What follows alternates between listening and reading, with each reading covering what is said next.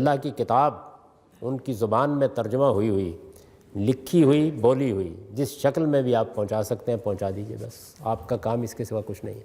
ना बहस, ना मुबासा, ना मुनाजरा, ना यही चीज़ें, कुछ भी नहीं। कुरान मजीद पहुंचाए। कुरान मजीद ने बिल्कुल वाज़े कर दिया है कि यही किताब है जो नज़ीरन लिल आलमीन है। बस आपका काम इसको पहुंचाना है, बाकी काम ये खुद कर लें। और मैं आपसे अर्ज़ करता हूँ कि मैंने अमेरिका में भी अभी बहुत से लोगों से पूछा।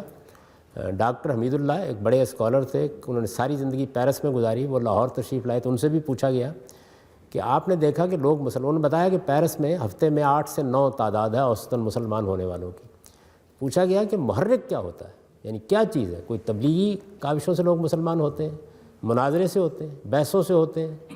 तो उन्होंने कहा कि नहीं, 1% लोग हो सकता है यहाँ से भी होते हों, बाकी सारे लोग या कुरान पढ़कर या नमाज देखकर या अजान सुनकर। तो आपका काम यह है कि आप अल्लाह की किताब पहुँचा दें।